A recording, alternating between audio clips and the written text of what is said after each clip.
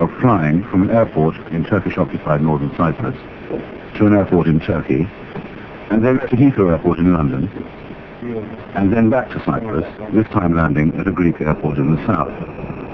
I managed this incongruous journey in 24 hours, not in order to win a bet at the Travellers Club, but rather to show what partition does to a country and a people. An island smaller than Sicily or Sardinia has been utterly divided. In an exhausting day, when I've flown 4,000 miles, I have covered a political distance of 100 Cypriot yards.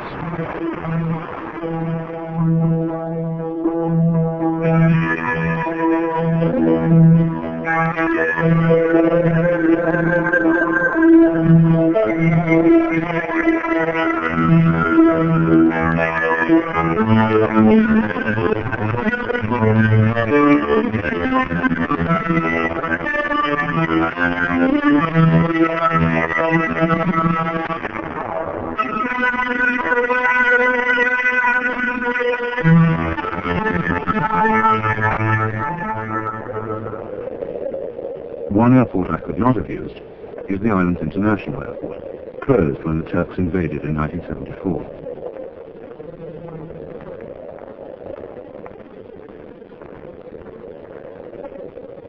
It's now an empty postmodern shell. Its facilities still preserved for the Cypriots of both communities who can no longer use them. The airport, like the frontier, is still caught in a frozen moment of 1974. Ever since the Turkish paratroopers fell from the sky in July of that year and cut Cyprus in two, this has been an island stranded in time.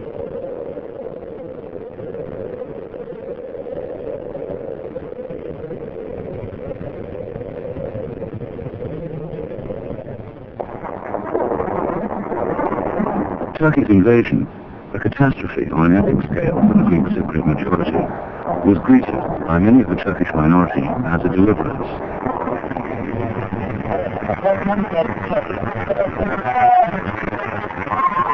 The extremist coup, sponsored by the then military dictatorship in Greece, had given Turkey a long-awaited pretext for intervention. The Turkish action led to the occupation of one-third of the territory of Cyprus, proclamation of a separate Turkish Cypriot state, and the displacement of nearly 200,000 Greek refugees. Even 15 years afterwards, images like this are still violently impressed on the Greek Cypriot memory. The fighting brought two members of the NATO alliance to the verge of open war. On this, the third largest island of the Mediterranean, there is a permanent confrontation, not just between two communities, but between their two motherlands, Turkey and Greece, both of whom have in the past tried to annex it. The smaller country, Greece, is the furthest away, but it has the sympathy of the largest number of Cypriots. Today, the line runs exactly as it was drawn 15 years ago when the guns fell silent. It runs through houses and streets, and the middle of the capital, Nicosia. The dead zone is patrolled only by the United Nations, whose friendly, patient soldiers shuffle between two antagonistic armies, both of them members of NATO, both at daggers drawn.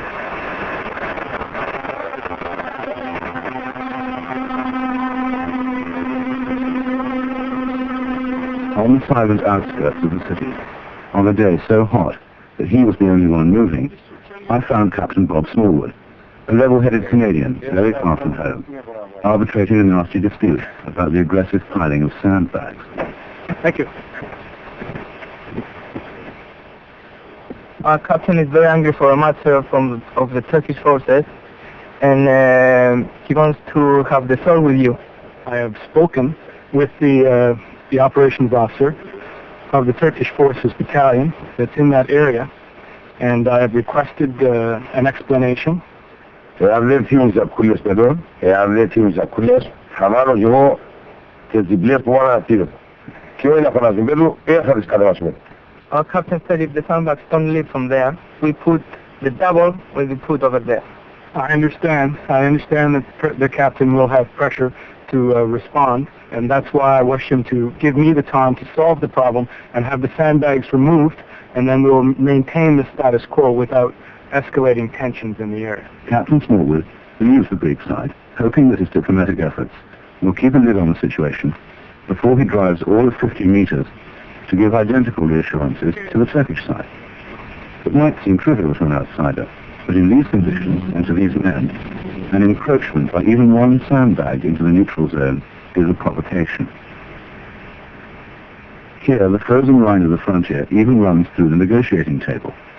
Both parties adhere very strictly to this absurd protocol, for which real men have died. And we would like to inform you on this matter. See what you could do.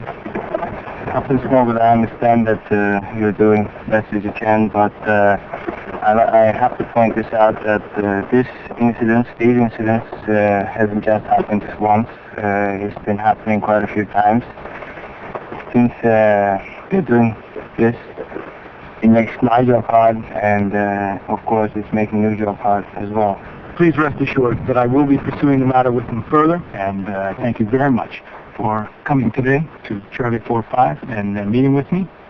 Thank you. Charlie 45 is just one of hundreds of observation posts marking the fortified line of separation between Greeks and Turks. Bye-bye. See you later.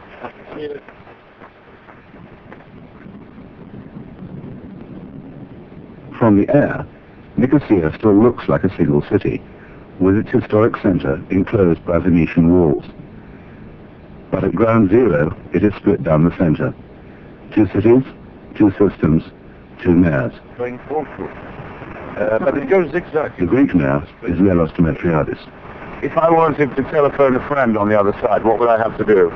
Well, you can't do it. I once tried to do that, to ring up Mr. G on the other side. There is a line, of course. I was told to wait. And then after a few minutes, not a few minutes, about 10 minutes, Kinji appeared at the other end. But I'm sure that in the meantime, about 10 other people put on the recordings. And that's not on the Cypriots very way, listening to what was going on. It's not a very nice way to do it. You can only talk because you were officials, I suppose. And if you were an ordinary Cypriot and had a Turkish friend on the other side, you can't ring. And more than that, of course, it's psychological. The percussion. I mean, it's over there and you cannot even say good morning to them. The buffer zone also segregates Muslim from Greek Orthodox. The Church of the island's tiny Catholic community sits right on the line of division, its northern door opening onto the Turkish side, and its southern entrance giving onto the Greek sector. This, rather than any religious atmosphere, makes it necessary to talk in a whisper.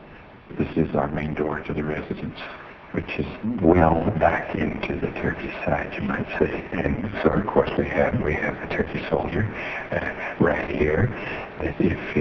If you look out there, and there he is. He's very sensitive about the situation. Tell me why it was so shot. We had a sad experience of one young lady who came through this door and went out the other way and didn't return. And so because they thought that we were helping someone to leave the north, as they would say, illegally, then no one could go through. So that made it very difficult. No separation can be entirely complete, and certain people are still allowed to behave as if Cyprus was still one country. At the Libra Palace Hotel, once the envy of the Levant, but now garrison HQ for the United Nations, and the only checkpoint on the frontier, diplomats and journalists may cross, subject to highly codified restrictions, as long as they're not Cypriots. And you can see the odd example of the triumph of expediency. Petrol may cross, but the drivers of the tanker must change.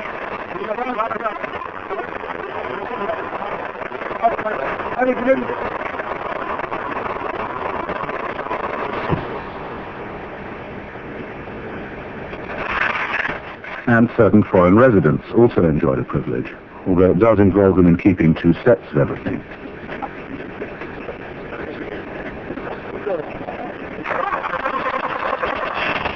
Tourists are grudgingly permitted to cross, but only from the south to the north, and only for 1 day.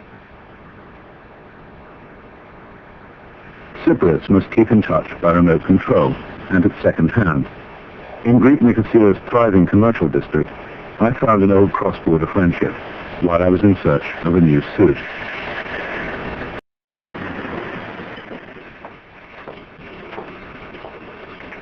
also need a tailor who can make me look as if I'm a stone or two lighter. Yes. Can you recommend a good tailor? Are you going to make it to this side or the other side? Well, I'll go anywhere if I can find a good tailor.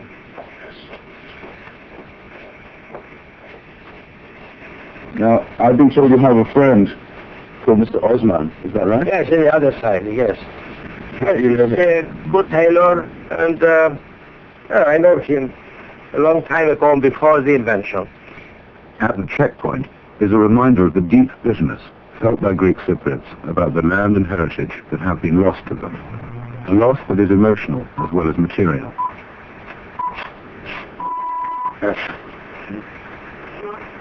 Still in pursuit of my suit, I made the trip that Mr. Prastitis and his countrymen can no longer make, completed the formalities, crossed the frontier, and called on his old but now inaccessible friend, Mr. Osman. Well, I'm looking for Mr. Osman. It's me. You're Mr. Osman. How do you do? Well, my name is Mr. Hitchens, and I'm bringing you a bag. You might recognize the name. Friend of mine. Friend of yours. See, that's what he says, Mr. Prastitis. I want to see him. Well, he's very well, and sends you warm greetings. 2-piece suit or 3-piece suit? Well, he's given me enough with some spare trousers. So, I'll have your measurement. So how long since you've seen Mr. Prastitis? Since 74. I haven't seen him. That's too long. Yes. Can you send each other letters or messages? We have the UN with us. We can send letters. We can send our wishes. Do you get a lot of customers from Mr. Prastitis? Oh, yes. I suppose not many of them are Cypriots. They are on UN, actually. Do you miss your friends on the other side?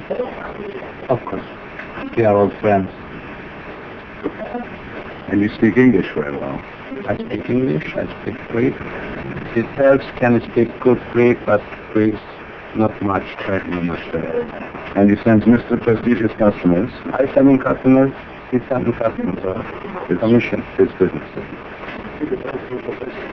Now, Mr. Osman, I've got a crucial question to ask you. If I pay you in Cyprus money. Cyprus pounds or UK check also will do? Excellent. International business. Yes. In fact, the only legal currency here is Turkish mainland lira. Everything on the northern side of the line is now Turkish. Some of it dates from the medieval Ottoman Turkish Empire that once controlled the island. But some of it, like the soldiery, is from today's mainland neighbor. Recently, the Turkish Prime Minister described the north of Cyprus as a province of his country. Choose whatever street you may for a stroll. The wall is inescapable.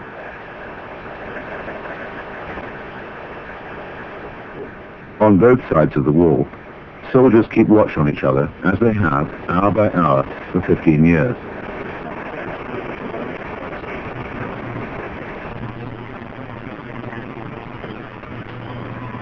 Cyprus was a British colony until 1960, and there are unexpected ways in which this still shows. As I found when on the Greek side I met Andrew, who'd been conscripted into the Cyprus National Guard while overstaying a holiday from his home in North London. So right when the move was, I come over last summer for holiday, and the law is if you stay over 3 months, you got to join the army. And I didn't know, and I stayed over 6 months. And when I went to leave, they wouldn't give us a visa to leave. So I had to do the national service. His parents, both Cypriot born, had emigrated to London and then retired to Cyprus. This gave him a different perspective on Greek-Turkish relations. And in London, there are a lot of Turkish Cypriots, aren't there? Yeah, there is. Do you get on with them? Yeah, it's right. We're brought up different over there. Like, these lot are brought up not to communicate with Turkish people. Over there we go to school with them, we go work with them, go drinking with them. Well, personally, I have never met any Cypriots. Even though my parents, they knew me. Nikos, a refugee from the town of Morphu, was a child at the time of the invasion. I remember the place which was flying over Moscow, and we saw also parachute chambers. We were hiding in holes which we dig in the ground, And we thought that we were going to leave only for 3 days and we are going to come back. But it's been 50 years and we didn't expect. But do you expect to grow up and see Cyprus reunified? Yes. We want to see that Cyprus unified. Do you think it will be? We hope. One day. One day. But time has few healing properties in Cyprus. The Greeks dream of reunification, but standing in the way of any settlement are the nightmares of 1974.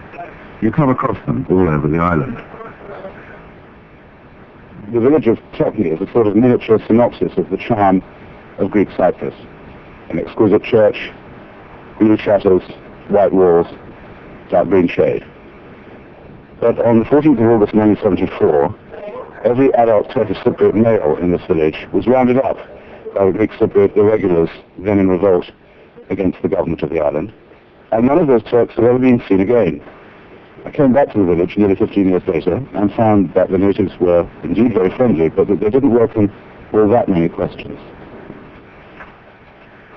I'd started, where else, in the coffee shop that is the hub of Cypriot village life. The Greek owner was a nice guy and prepared to be frank. Let me get straight to the point then, Sotiris. It is said the Turkish Cypriots of this village were slaughtered en masse. Yes. Δεν ξέρω τι έγινε, διότι δεν είδα. I don't know what happened because I didn't see. That they got them together and kept them inside the school. I don't know for how long, 24 hours approximately. 2 big coaches came and took them someplace. I don't know where. How do the people in the village feel now about what happened to their Turkish neighbors? Όταν διεδόθη ότι τους Τούρκους σκοτώσαν τους χωρίς να ξέρουν. When the word was out that the Turks were killed, well, we didn't know what had happened to them. Really, we felt sorry because we had a good life. There were some troublemakers. On our side too, of course. But the rest were good people. We worked closely together. As farmers, them herdsmen and all that. We worked closely together. We had a good life always. Not everyone was as nice as Mr. Sotiris. Mr. Sotiris is identified by Turks and Greeks, and identifies himself as a supporter of the Greek Cypriot fascist underground, AOKB. You were in Turkey? I was in Turkey, yes. And do you remember what happened with the Turkish Cypriots? Well, I remember that they had a fighting and that's all. I don't know anything about it after that. And you don't know where they are now? No, I don't know where they are now. The Turkish side say there was a terrible massacre of their people here. Yeah, the Turkish from Turkey, the Turkish people from Turkey, they were not human beings people. They were living in zoos. They didn't know anything about the human beings people. They were like animals. Yes, they look like animals. The Turkish quarter has been emptied, and the Turkish cemeteries have been desecrated to make the shame of Topni complete. The people described as animals by Mr. Zaptiers have now moved from Topni to Tashkent, a village in the mountains of the Turkish north. I found the village to be a continuous commemoration of its lost menfolk, still stranded in time. It was obviously once a Greek church. This is a museum. Museum of what? Museum of who we lost them in 1974 during the war. With all these pictures. They're all here. That's another there is a father. That's your father? Yes. And are your uncles there too? Yes, and there are 3 pictures on there. Father, brother. All the males in the village, over the age of 16, were taken away. One man only lived to tell the tale, and he still lives, chiefly in order to tell it. Havaya bir ateş attı. O ateş sesi çıkarken başladı. One of the Greeks fired a shot into the air. As soon as that shot was heard, all the others started firing on us. They fired continuously. There was shouting, screaming. It was impossible to escape anywhere. Everybody fell onto the floor in a heap. The head of one of my friends split, and his brain splashed on me, here. Bir tanesi dedi ki, bakın gezin dedi.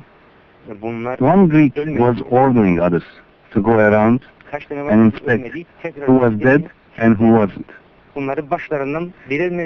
They started shooting people in the head to make sure. I guess they did not shoot me because they saw the brain on my face, and they must have thought it was my brain. This village of widows, old people and adolescents still seethes with resentment against the Greeks. It is one of the countless scars left on Cyprus by recent history, and it's unlikely to heal. Most Cypriots, Greek and Turkish, have an atrocity story they can tell. Sometimes, though, it has a heartening side to it. In 1974, Yannis Kleanthou, a Greek Cypriot hostage, was about to suffer in a terrible revenge planned by the Turks for an incident like the Tokni one. He was saved by the extraordinary action of a humane Turkish Cypriot policeman. Oh my God. We owe him our lives, 240 people. I mean, we would have been 240 missing, more than the 2,000 that are missing now. Nobody would have discovered us. Before the Turkish invasion, Yannis lived in Kyrenia, which is to the Greek Cypriots what Calais was to Mary Tudor. It is the jewel of their northern coast.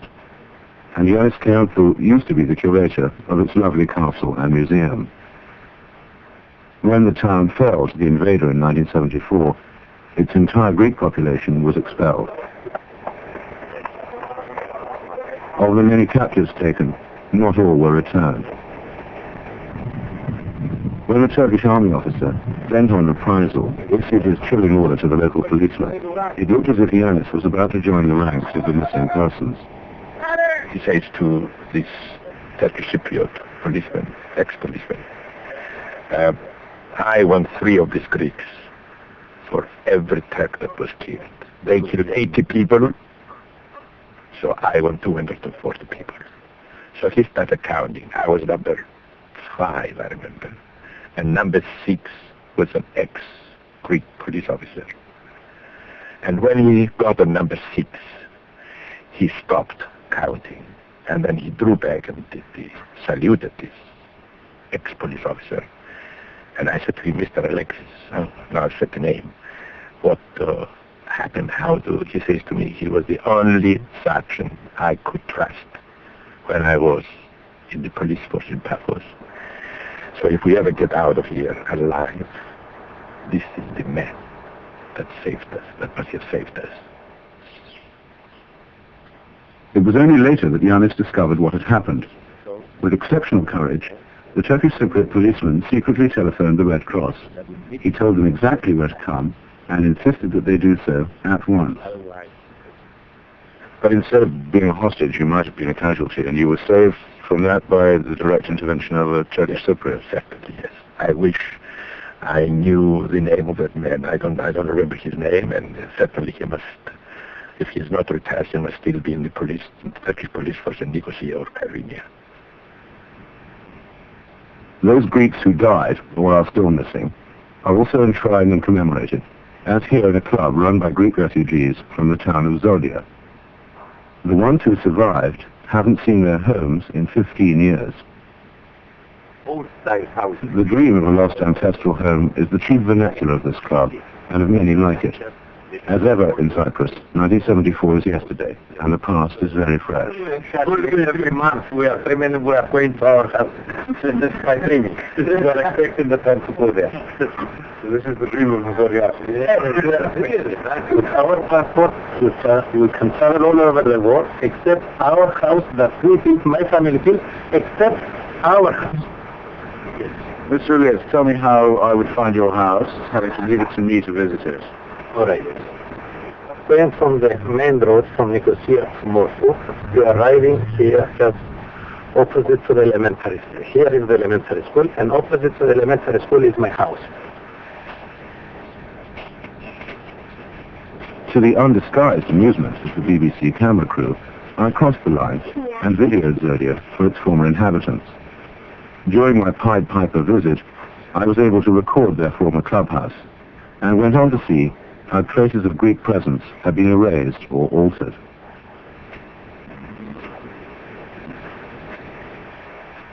The Church of the Holy Cross in Zodia had become a Sati Zeki mosque of the village now renamed Bostanji.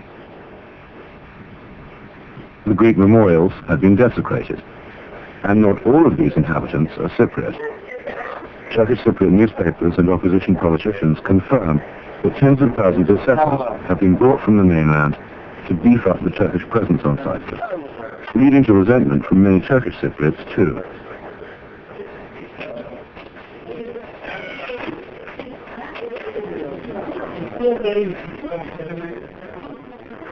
Ladies and gentlemen, this morning I went where you can't go, to your village of Zodia, and we were not allowed to film military areas, and inside the church of Kato Zodia, which has become a mosque, we weren't allowed to film.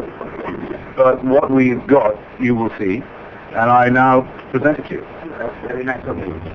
This was the very first glimpse these people had had of their hometown for 15 years.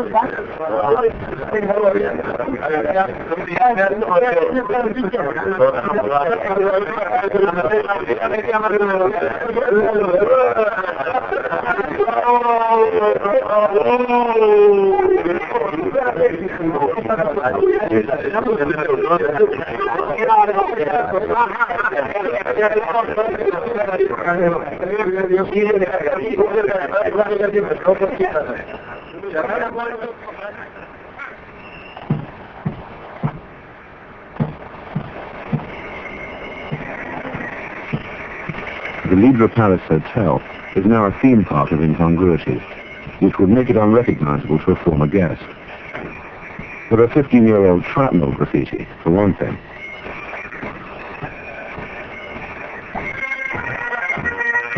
The music is distinctly un-Mediterranean, for another.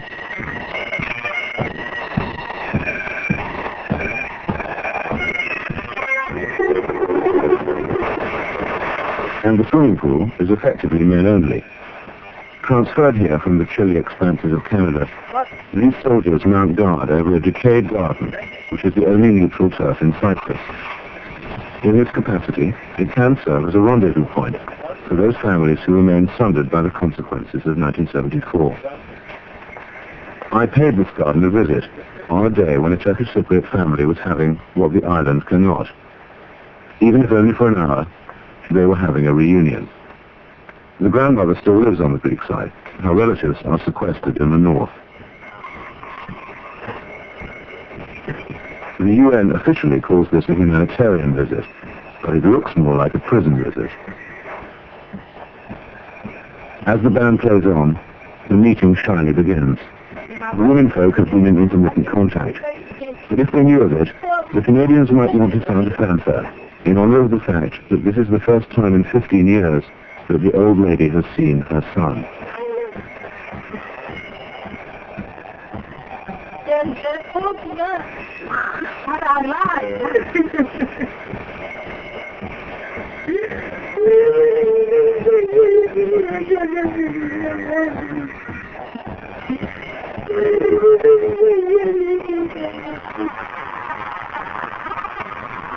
Humanitarian visits of one sort or another occupy a huge amount of UN time and money.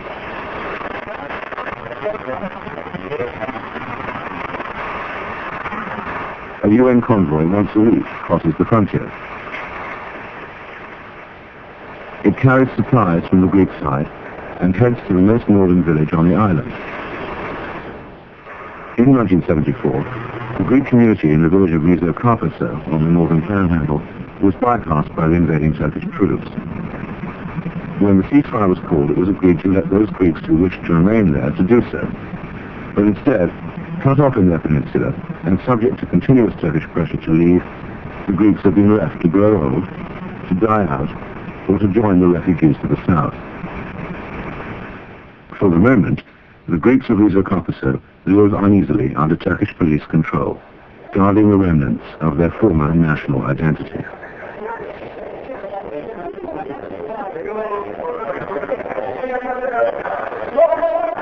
Charity may be received by the truckload, but this community is a limb without any real connection to its trunk or body. The Turks of Tokyo and elsewhere may have feared physical extermination, but the Greeks of northern Cyprus fear cultural annihilation too. The disappearance of their language and their culture from one of its most deeply rooted and well-cultivated lands. By the extraordinary act.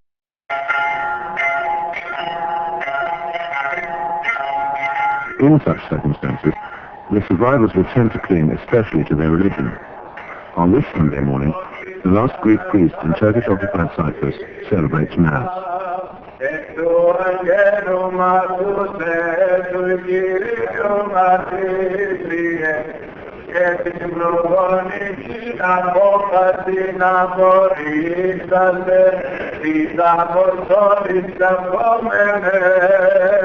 In a church that has been stripped by looters of all its decoration, icons are brought in by the elderly and devout, since it is not safe to leave them in place. The liturgy is sung with an unusual devotion, expressing national endurance as well as religious orthodoxy.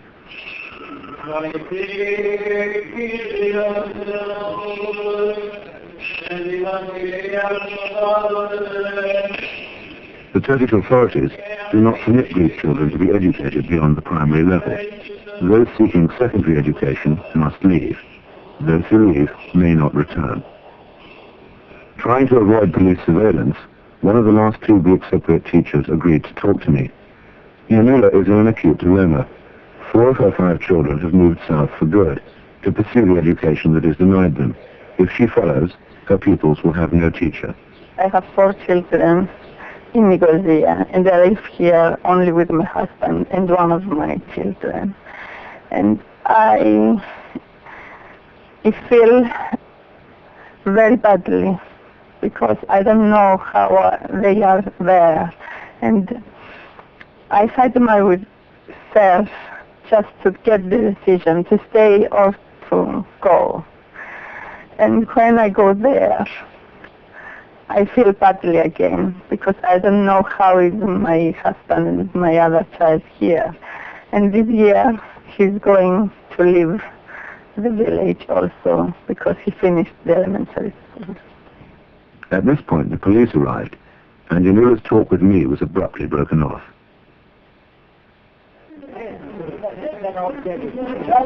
So a few days later, I went to the Legal Palace checkpoint and waited rather anxiously to see if Yanula had been allowed to come south to meet her children. I was very relieved to see her.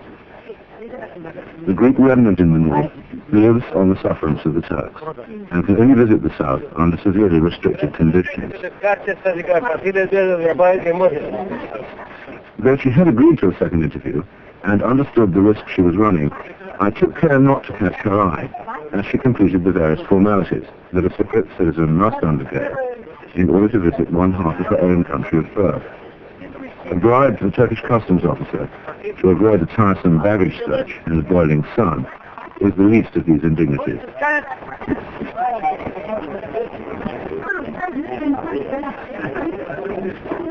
Once across the frontier, she told us what had befallen her after we'd been so rudely interrupted. A policeman, but not in policeman's uniform, came near me and called me and told me, "Where did you go?" I said, "Nowhere." Nowhere, you lie, because a lot of people saw you. Then asked me again, "What did you say to them?"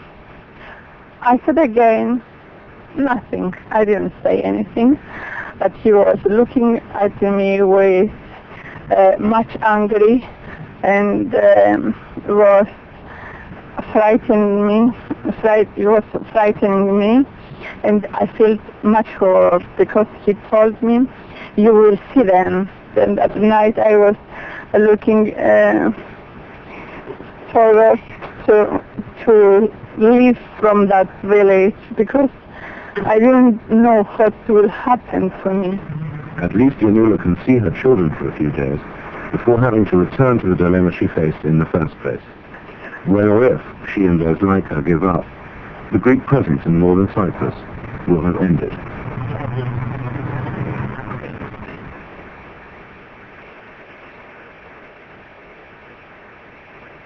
As I travelled through Cyprus, I was often reminded that the island has been fortified since antiquity and has been a place of arms for competing civilizations since before the Roman Empire. Today it plays reluctant host to British bases and listening posts linked to the NATO and American networks in the Middle East. And the strategic situation of Cyprus, moored as it is alongside Syria, Lebanon, Israel and Egypt, has long made it an object of desire for the great powers. The fondness of outsiders for partition and for a weak Cypriot state is felt by many Cypriots to be the root of the problem.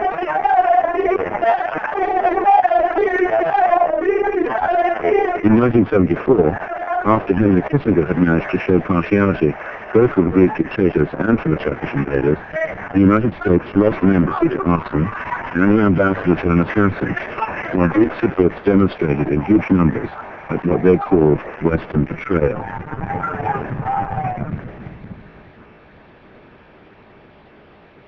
This golf ball installation, inelegantly dominating Mount Olympus, is ideally situated to monitor the radio waves of the Middle East.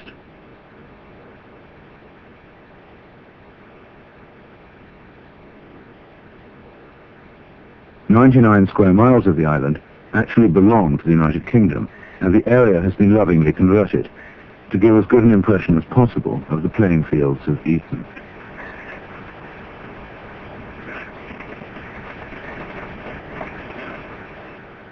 Back in the capital, it is only foreign troops who can permit entry to the frontier zone. 1 Charlie, this is Foxtrot on radio check, over. Foxtrot on Redford. Here, where the division of communities is as wide as a street, it is easy to see why the Greeks refer with melancholy to the dead zone.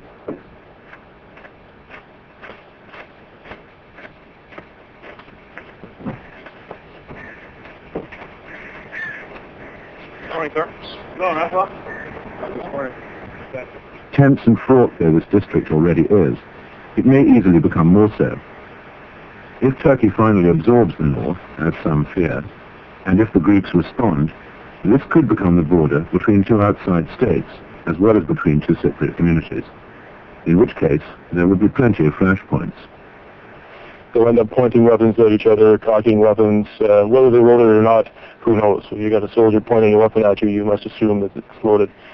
It gets to the point where, in fact, if you've got the opposing forces, they engage in trading. And what's happened here, just about where the two soldiers are standing down in the low ground, was a Turk soldier was shot by Greek soldiers. And it happens back and forth, Greek soldiers trading with Turk soldiers. And obviously if an officer comes along or a senior NCO, the game is up, and you know, the guilty party gets hunted down where he lies, so to speak. When you say trading, do you mean smuggling or do you mean swapping? The popular theory, one held by the soldiers anyway, is that the our friends to the north, the Turkish forces, they trade drugs for pornography, which the Greeks have to the south. The weeds of drugs and pornography flourish in the wasteland.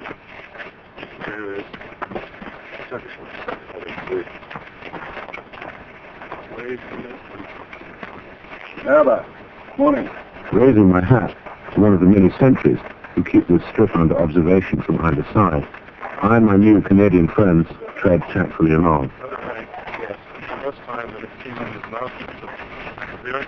Time stopped here in a moment of furious violence, leaving ruins and wreckage as witness. Shops and cafes are deserted and shuttered, as they were on the day they were abandoned, and you can see yet another freeze-frame picture of 1974. We have an interesting spot here. If you take a look inside, we have a small cafe. the 1960s motif on the walls. Oh, yes. From what I understand, everything was set up in the pre-1974 mode with glasses, cups, Like Louis Celeste or something. yeah.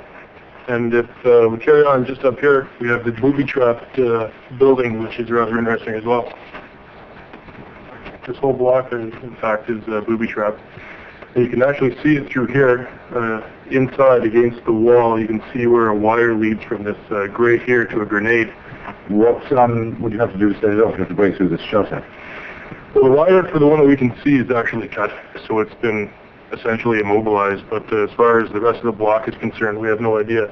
So we just stay out. Give it a wide berth. Exactly. Yeah, me too. If we come up just around the corner, you can see where the buffer zone carries on it to the Turkish side of the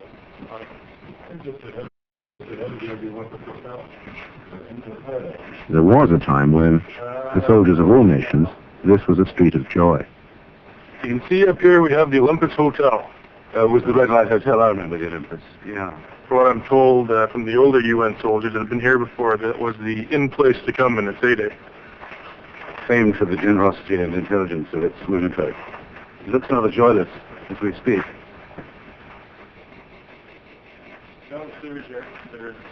There are, of course, no cars on these dead streets, so I was surprised to be offered a tour of a showroom.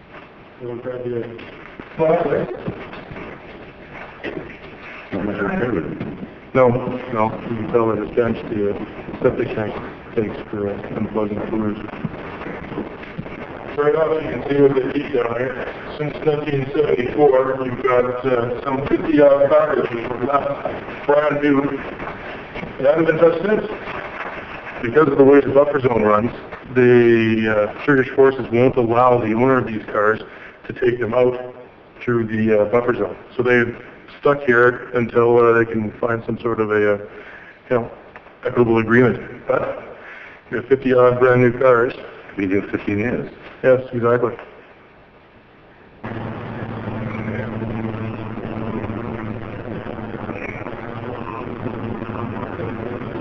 Ralph Denktash, the Turkish Cypriot leader, accepts an embrace at a military parade held to celebrate the anniversary of the invasion.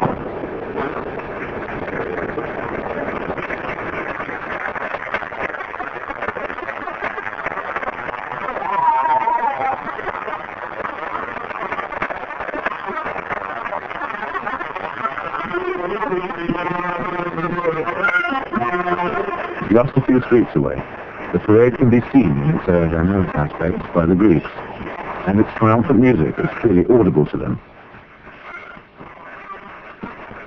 To the Greeks, everything about the Turkish parade is an insult and a provocation.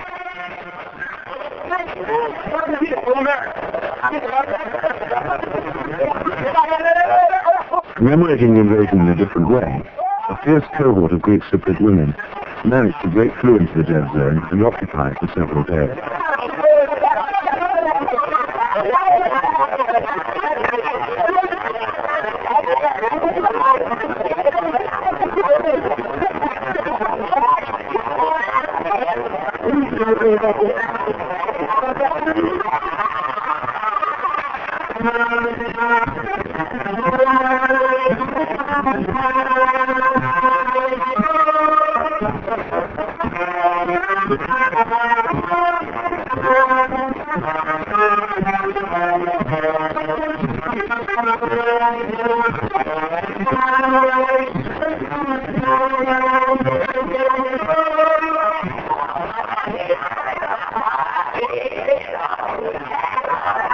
To the Turks, this was the moral equivalent of an assault and was taken very seriously. The situation, I suggest that you leave. The Turkish security forces have arrived, and there is no way that I can guarantee your safety.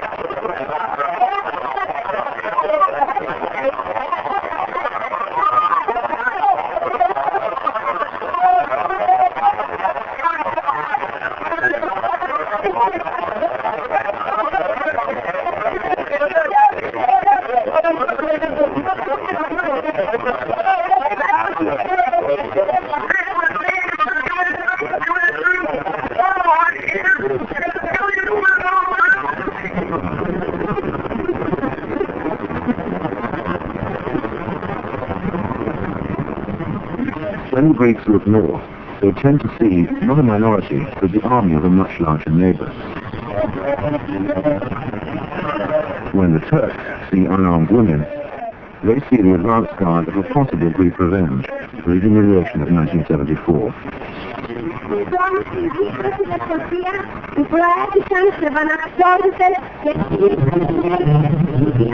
Every image on the island returns us to that fateful year.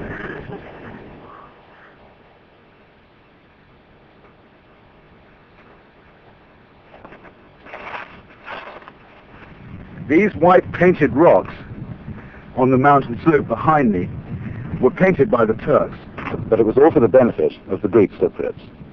They were painted white, not for decoration, but for propaganda.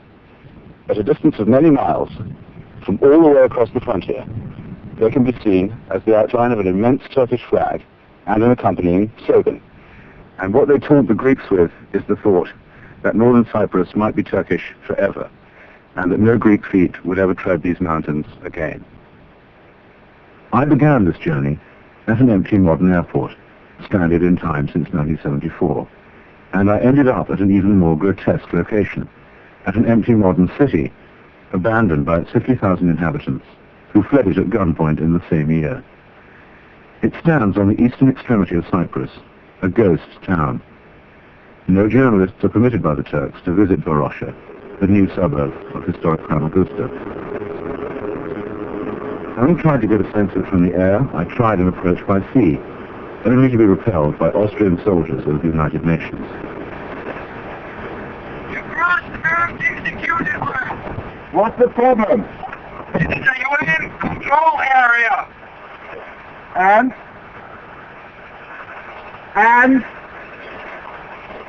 What and? So what? What have we done? What's the problem? Tell me. This is a UN control area. Go back or we call the police.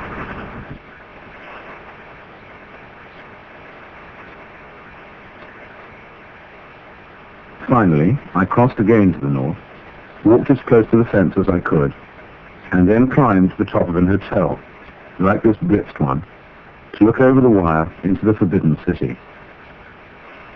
For 15 years, Varosha has stood reproachfully void of human presence, vacant testimony to the waste and inhumanity of partition, that barren and artificial symbol of political failure.